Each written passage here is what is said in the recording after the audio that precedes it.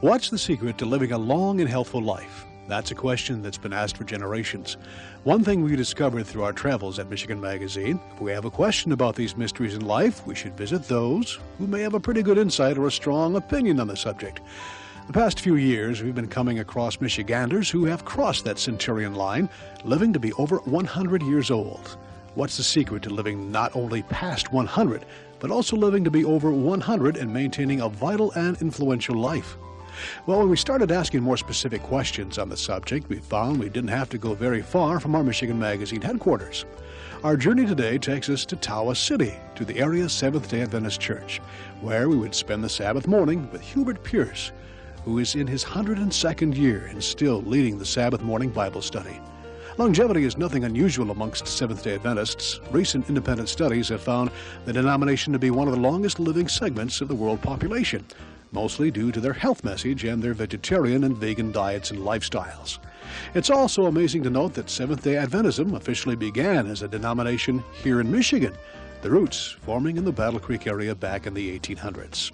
On this Saturday morning, we found Hubert busy greeting church members as we walked through the door. The morning progressed swiftly with Hubert leading the Bible study, then lending a hand during the services as an elder.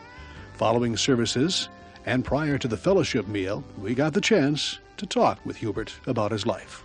Hubert, it's a pleasure meeting you. Glad to meet you too, Barry. Yes. Now, how old are you now, Hubert? I'm 102. Wow.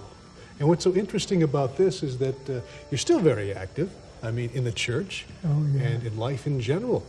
Now, the biggest question I think I have is, what's your secret to being so active and involved? Well, I always say the Lord is to blame. Oh? He's been good to me. Mm-hmm. I don't deserve it, but he's been good to me. Mm-hmm. But I'm a vegetarian now and haven't been all my life, but anyway, the Lord has just been good to me, that's all. Mm-hmm. Now, you say that you haven't been a vegetarian all your life. No. What was the turning point? Do you remember what? Well, years ago, we never thought of, there wasn't much said about not eating meat, you mm-hmm. know. We always ate clean meats, and there was no question about it until it just seems like last 50, 60 years, then mm-hmm. it began to seem like it began to show up more. Now, does longevity run in your family? Do you have people in your family who live Well, I'll tell you, there was 9 in our family. My mother and father, and then we had 8 boys, and there was 1 girl. We always used to say there was 8 brothers, and we all had a sister. Yeah.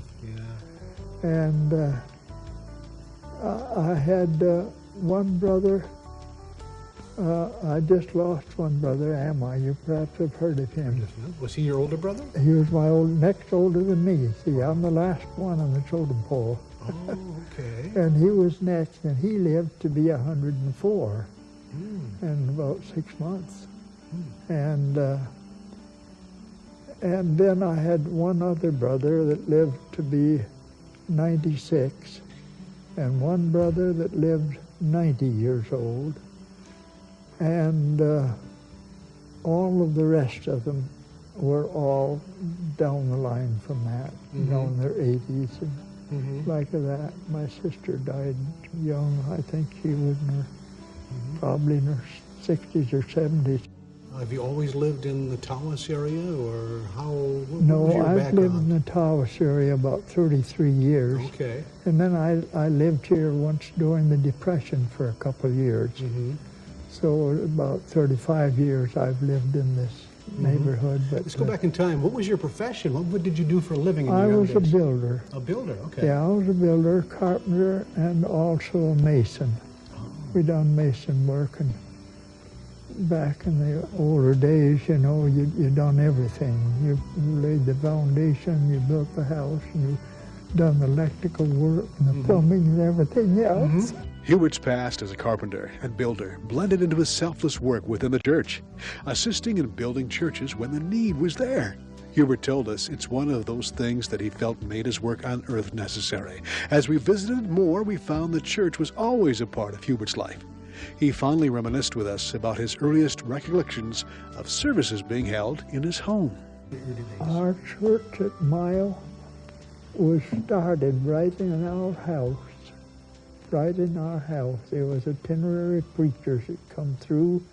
One was a call porter and the other was a preacher. And they used to set up their big charts right in our living room and preach. Wow. And then we'd have Sabbath there, have our Sabbath school and church right in our living room. One thing about Hubert that really means a lot to me is that if I ask him to do something for others, he's always willing.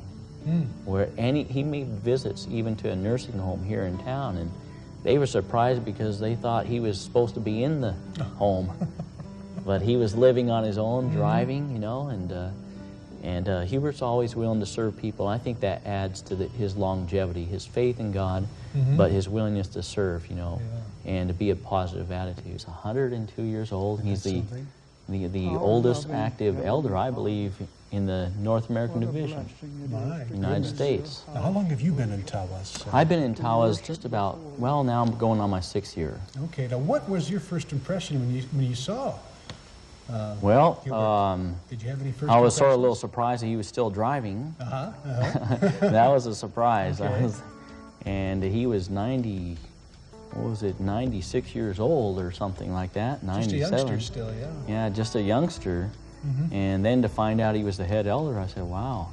I said, he must have some good sermons. But he retired from that aspect of being an elder some time ago. But I was sort of surprised to see him, how active he is. His mind is sharp, still drives, you know. And one thing that impressed me was that he was always a person, and he still is a person, that is there to serve and help other people. The morning we spent with Hubert, we also had the opportunity to talk with his daughter Connie, who told us of many fond memories growing up in the Pierce household. Because of time limitations, we'll have to continue this extraordinary story. But at this point, here's what we've learned on how to live beyond 100 according to Hubert Pierce. Love and live for the Lord. Have a giving, unselfish heart to those around you. Give more than you receive. Eat right. Keep active on the things that are important to you and your family.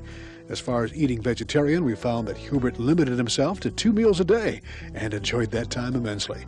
We just had to ask him what his favorite dish was. Oh, I don't know. We just, I like mashed potatoes and gravy. Well, at the church potluck that day, Hubert made the point of bringing his favorite dish, which we found delicious. We hope you'll join us on the future edition of Michigan Magazine as we explore more wonderful stories about Hubert and his family here on Michigan Magazine.